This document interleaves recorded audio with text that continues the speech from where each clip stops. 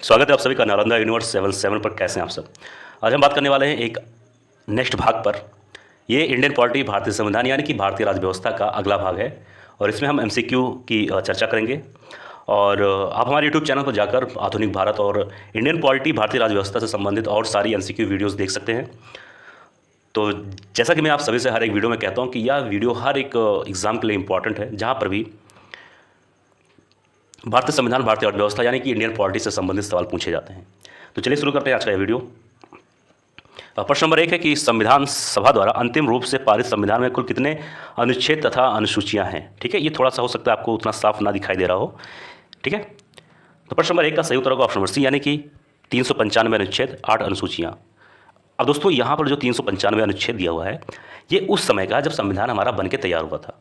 ठीक है, अब इस समय अनुच्छेद क्या होता है कि साल दर साल बढ़ता घटता रहता है, कभी कभी संशोधन होता है। ठीक है, या कोई कोई चीज़ें को डिलीट कर दिया जाता है। तो आपको ये बात किया जा रहा है उस समय का, और अगर आपको जानना है कि इस समय कितना है प्रेजेंट में, तो आप जाइए गूगल पे सर्च करिए।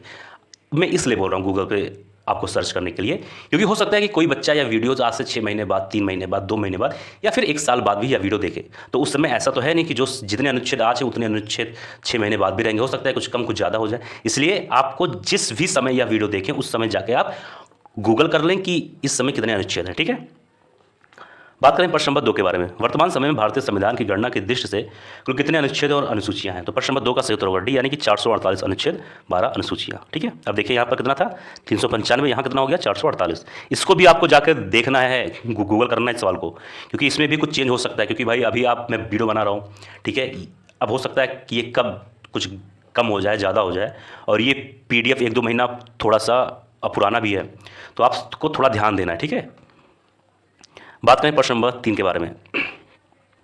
इसमें कहा गया है कि वर्तमान में भारतीय संविधान में धाराओं की कुल संख्या कितनी है? तो 3 का सही उत्तर होगा बी, 395। बात करें प्रश्न नंबर 4 के बारे में। संविधान के किस अनुच्छेद में यह अंकित है कि इंडिया अर्थात भारत राज्यों का एक संघ होगा? तो प्रश्न नंबर 4 का सही उत्तर होगा ऑप्शन नंबर ए, यानी कि अनुच्छेद 1।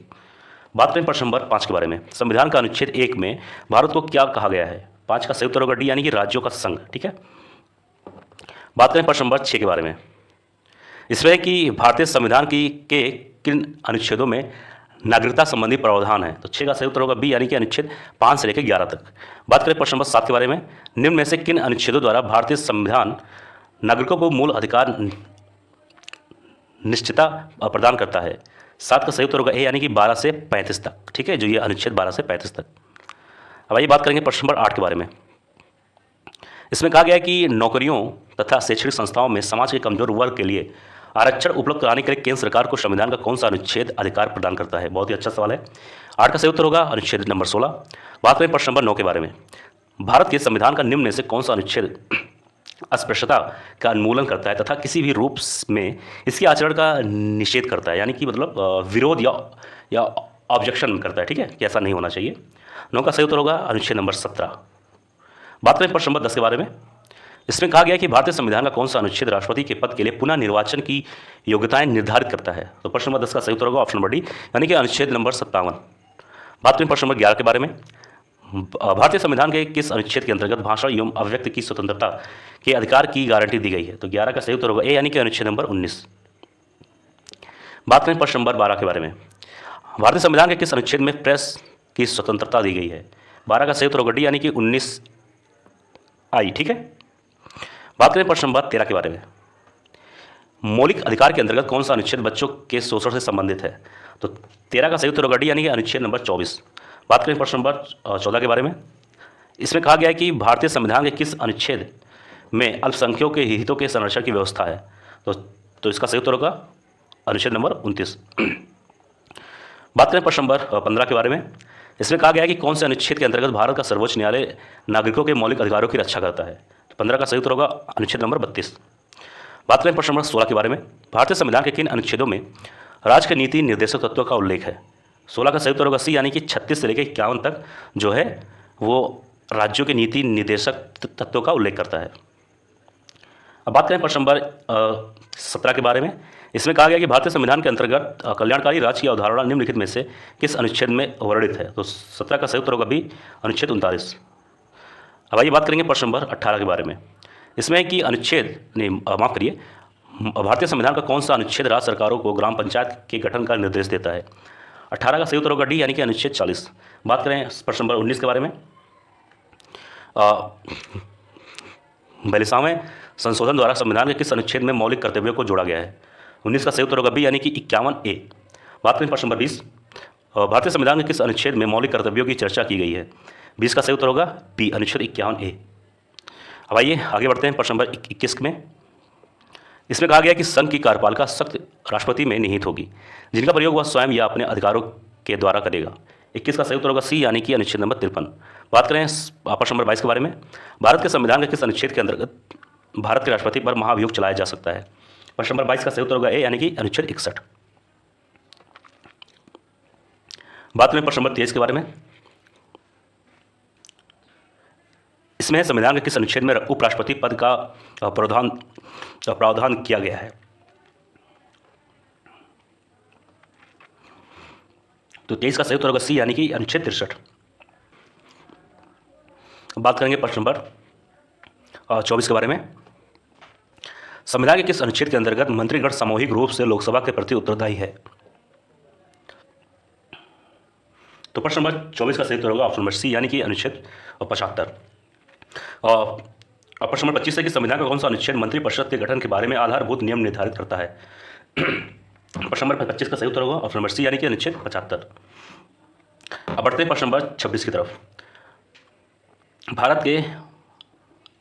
भारत के महान्यायवादी की नियुक्ति से संबंधित अनुच्छेद कौन सा है? 26 का सही उत्तर होगा ऑप्शन नंबर सी, यानी कि अनुच्छेद 76।